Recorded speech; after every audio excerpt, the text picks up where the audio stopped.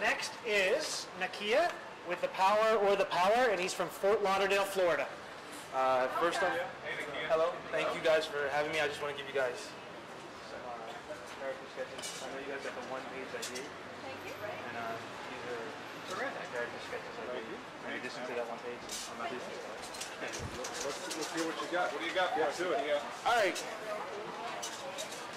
What if you had like the coolest power in the world and the potential to be the greatest hero in the world, but you had the suckiest weakness? So that's basically what the book touches on. It revolves around the main character. His name is Alexander, and he comes in contact with an ancient Egyptian artifact that gives him the ability to do any superpower he can think of. But the drawback, which he finds out later on and much too late, is that the power only lasts for 24 hours. After 24 hours, it's gone, and he can never do that power again. So he's in that situation where he's got to really think before he acts. Like if there's a guy that was on fire, robbing a bank, he can easily turn in the water and put the guy out, but then what if the city's on fire tomorrow? So he's got to really concentrate, and he doesn't really read comic books, so he doesn't have any grasp on the potential he has that he could do with his power. So his best friend, his neighbor, is a comic book geek. So his neighbor's always like writing down, you know, what about these powers, and giving them to him. So he carries them around with him, and like every now and then he looks at it and then tries to decide what's he going to do. That's pretty much the story in a nutshell. I'm being quick. That's the concept, not the story. Right, that's the concept. Yeah. His dad is an archaeologist in Egypt, and his dad he's not really a good archaeologist, so usually he just buys stuff out of a gift shop and sends it to his sons, like, this is what I found and this is what I found. So the dad finds the artifact, and these guys are trying to kill him to get it back, so he sends it to his son for safekeeping. So his son gets it, and that's how the son gets the power and the ability from the artifact. 16. Changes his powers every 24 hours. How close can the next one be? For instance, can he sprout wings because he already used the flying one, or is all flying out? In the page I think you have, the page I drew, is the one that I submitted. It should be on the, where he's got the wings coming out of his back. And because he flew, like the first day he gets the powers, he goes through super strength, super speed, flight, and he can never ever use them again? Never again.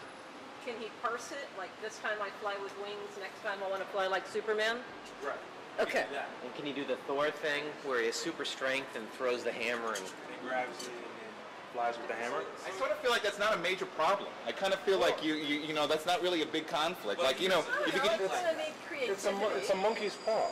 Yeah. You know, he's basically got, like you said, here's your gift, here's your caveat. You know, I guess for me, the fun in the story would be how you deal with the caveat every time. Yeah. You know, and is it every 24 hours? Like, can he help it? Like, or does one just appear? Yeah, does it just appear? Or So that he can go weeks without a superpower. Okay. But once he uses an ability, he's got it for 24 hours. Like at one point when he's just got no ideas left. So what he does is he goes to school, and then he uses shape change and makes himself look like the principal. And he holds like a massive meeting in the auditorium, and he gives all the kids an assignment. You know, 5 minutes, come up with as many superpowers as you can. He then shape change into somebody else? You know, once he uses the shape change, that's it. He can't later shape change into a dog. Right. so what's his lesson? Well, I think he where do we wind up? I think he could shape change into an animal, just not another person. The history on the artifact. And then the guy that's looking for him, because once he touches the artifact, the power is in him. So the main villain has, because the artifact is split in half. So his father finds half of it. So the kid gets the ability, but the main villain has the other half. And he needs to put both halves back together so that he can have the ultimate power. He's obviously got a moral dilemma and a responsibility and a ticking clock. Right. So how does that affect our character and the movie?